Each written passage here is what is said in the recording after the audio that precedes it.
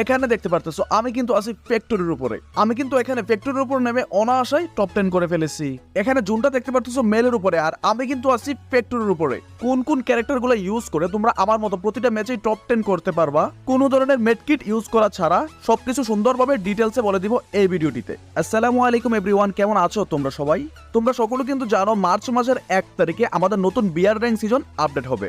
আজকে কিন্তু ফেব্রুয়ারির 20 তারিখ, আর মাত্র 8 দিন পরে আমাদের নতুন বিয়ার র্যাঙ্কের সিজনটা স্টার্ট হয়ে যাবে।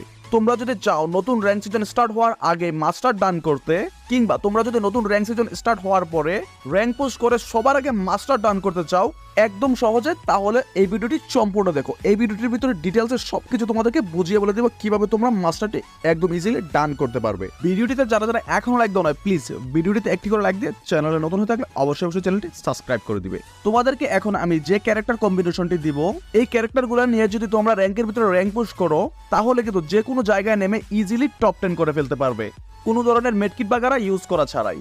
কিভাবে টপ 10 করবে তা তোমাদেরকে ভিডিওর মধ্যে ডিটেলসে বলে দিচ্ছি। চলো আগে তোমাদেরকে ক্যারেক্টারগুলো দেখিয়ে দিই, যে ক্যারেক্টারগুলো নিয়ে তোমরা র্যাঙ্ক পুশ করবে। ক্যারেক্টারের ভিতরে আসার পরে তোমরা সর্বপ্রথম অ্যাক্টিভ স্কিল হিসেবে নেবে কে ক্যারেক্টার, তারপরে তোমরা প্যাসিভ স্কিলের জায়গায় নিবে নাইরি, কাইরন ও ফ্রড ক্যারেক্টার, আর প্যাড হিসাবে তোমরা নেবে ক্যাকটাস প্যাডটি। তোমাদেরকে যে যে ক্যারেক্টারগুলো বলেছিলাম ওই ক্যারেক্টারগুলো নিয়ে আমি চলে এসেছি র্যাঙ্কের ভিতরে।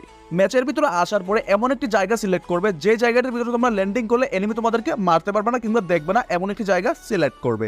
আমি কিন্তু সিম্পলি ফ্যাক্টরিটি সিলেক্ট করে দিয়েছি, এবং কি পাখির উপর বর্ড করে নেমে যাচ্ছি আমি ফ্যাক্টরির উপরে।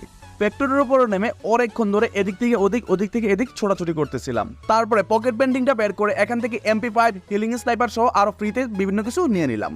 কিছুক্ষণ দৌড়ানোর পরে এখানে দেখতে পারতেছি প্রথম জোনটা স্টার্ট হয়ে গিয়েছে। ভিউয়ার্স, এই ভিডিওটির মধ্যে তোমাদেরকে আমি দুইটি ট্রিপস দেখিয়ে দিব। দুইটি ট্রিপসের মাধ্যমে কিন্তু তোমরা টপ 10 করতে পারবে কোনো ধরনের মেডকিট বা গান ছাড়াই, জাস্ট ক্যারেক্টার কম্বিনেশন ইউজ করে। আর প্রতিটি ম্যাচের ভিতরে কিন্তু তোমরা 20 থেকে 30 করে প্লাস নিতে পারবে।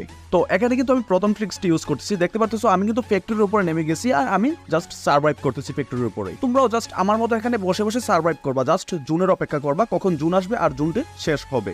বাস, তোমাদের এখানে আর কোনো কাজ নেই, তোমাদের কাজটি হচ্ছে শুধু এখানে বসে থাকা। এখানে দেখতে পারতেছো প্রথম জুনটি শেষ হয়ে গেছে এবং কি দ্বিতীয় জুনটি স্টার্ট হয়ে গেছে।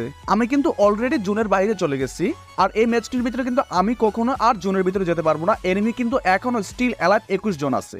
আমি কিন্তু এখানে জুনের বাইরে কোনো ধরনের মেডকিট বা কোনো কিছু ইউজ করব না হিল বাড়ানোর জন্য। জাস্ট আমার ক্যারেক্টার কম্বিনেশনের উপর ভর করে দেখবো আমি কতক্ষণ টিকে থাকতে পারি এই ম্যাচটির ভিতরে।